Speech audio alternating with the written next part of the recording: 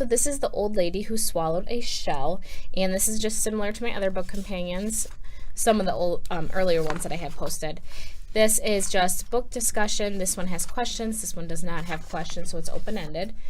Here, if you're working on language, I have them complete a language task before dotting one of the circles, or you can have them complete one language task per 3 dots, and then articulation. I'll usually have them do anywhere from 2 to 3 sounds per dot, or 2 to 3 productions per dot. And then what I also have them do, if you're in a group, I have them work on coloring the lady while I'm working with the other students. And then compare and contrast diagram. The following directions, this page goes with this page. So I just have them follow directions that are on here, and it has 2-step level 1 and 2-step level 2. This one is they can make their own book and discuss different questions, answer different questions, maybe work on the setting and the character and the plot, etc. And so this would be the cover page right here. And then you have, this one has lines under it. And then this one is just extra pages. So each of these is an extra page. For this one, this can actually go with these cards. They match up with the different colored dots, and you can use it, sorry about the glare, you can use this one, have them answer, each time they answer one of the questions from here, they get to color in one of their dots, or maybe place a bingo chip on it, or a piece of Play-Doh. Or what you could do is have them just focus on one of the colors. So you can have them maybe only focus on the blue, have another student only focus on the green, and maybe cut these up and give one to each student. So that is another option when they're using these.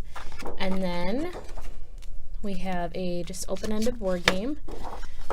You can have them use these different numbers for articulation or language tasks. If they land on it, they have to complete that many tasks.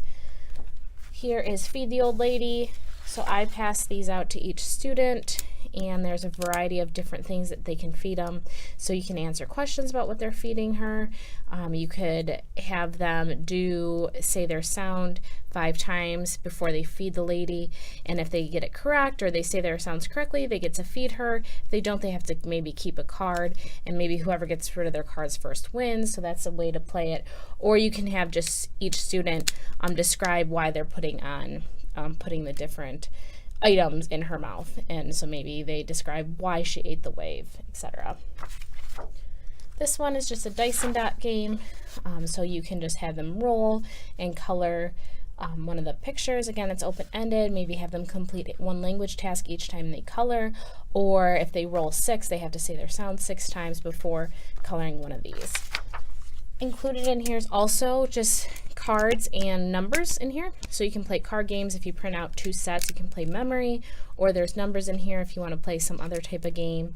And I usually will mix these cards within there, and if they pick one of these cards, they have to answer one of the questions before, and then they'll put that card back in the pile, and they get to pick another card for their turn.